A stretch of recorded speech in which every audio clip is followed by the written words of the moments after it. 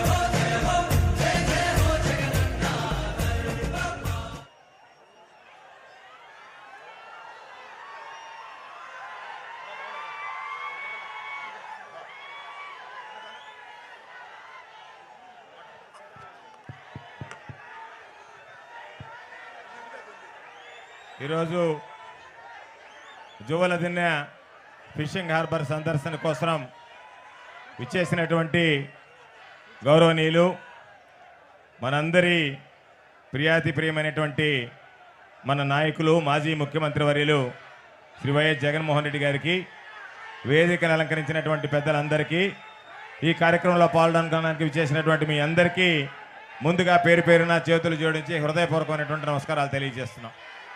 ఈరోజు ప్రత్యేకించి జగనన్న ముఖ్యమంత్రి కాగానే దశాబ్దాలుగా ఈ ప్రాంత మత్స్యకారుల కళ కోరిక అయినటువంటి జువ్వలదిన్నె ఫిషింగ్ హార్బర్ని నిర్మించివ్వడం జరిగింది. ఎంతోమంది ముఖ్యమంత్రులు పనిచేసినా, ఎంతోమంది మాటలు చెప్పినా జువ్వలదిన్నె ఫిషింగ్ హార్బర్ని సంపాదించినటువంటిది ఒకే ఒక్కడు, జగనన్న ఒక్కడే, జగనన్న ఒక్కడే జగనన్న ఒక్కడే ఈరోజు జువలదిన్నె ఫిషింగ్ హార్బర్ని సాధించి ఈరోజు మనకు అందించడం జరిగింది. అటువంటి నేపథ్యంలో దాదాపు పూర్తయినటువంటి జువలదిన్నె ఫిషింగ్ హార్బర్ని ఈరోజు దాన్ని వినియోగంలోకి తీసుకురాకుండా వాడుకోవడానికి వీలు లేకుండా మిగిలిపోయినటువంటి అరాకొరా పనులు ఆపివేసి దానిని ఈరోజు కూటమి ప్రభుత్వం చంద్రబాబు నాయుడు సాగర్ డిఫెన్స్ అనేటువంటి ఒక ప్రైవేట్ కంపెనీకి దారాదత్తం చేయడంతో ఈ ప్రాంత మత్స్యకారులందరూ కూడా జగనన్న మాకు ఇచ్చినటువంటి ఆస్తి, మేము మా హక్కుగా అనుభవించేటువంటి జువలదిన్నె ఫిషింగ్ హార్బర్ని వీళ్ళు ప్రైవేట్ పరం చేయడానికి వీలు లేదు అని మత్స్యకారులందరూ కళం ఎత్తిన తర్వాత ఈరోజు మీకు భరోసాని ఇవ్వడానికి జగనన్న స్వయంగా రావడం జరిగింది. కాబట్టి మీరందరూ కూడా ఈ కార్యక్రమం ఎర్రటి ఎండని సైతం లెక్క చేయకుండా జగనన్నతో కలిసి రావడం జరిగింది. ఎవరు ఎన్ని ఆంక్షలు పెట్టినా ఒకటే విషయం గుర్తుంచుకోవాల్సింది, మనకి వారసత్వంగా వచ్చినటువంటిది జగనన్న గుండె ధైర్యం. మన వారసత్వంగా వచ్చినంత వరకు ఎవరికి భయపడకుండా ఎన్ని అడ్డంకులు సృష్టించినా, ఎన్ని రకాల అవరోధాలు కలిగించాలని ప్రయత్నించినా వేలాదిగా తరలి వచ్చినటువంటి మీ అందరికీ హృదయపూర్వకమైనటువంటి ధన్యవాదాలు తెలియజేస్తూ మిమ్మల్ని అందరినీ ఉద్దేశించి ముందుగా స్థానిక శాసనసభ్యులు, స్థానిక మాజీ శాసనసభ్యులు, కావలి నియోజకవర్గ ఇన్ఛార్జ్ అయినటువంటి రామిరెడ్డి ప్రతాప్ కుమార్ రెడ్డి గారిని మాట్లాడవలసిందిగా కోరుతున్నా.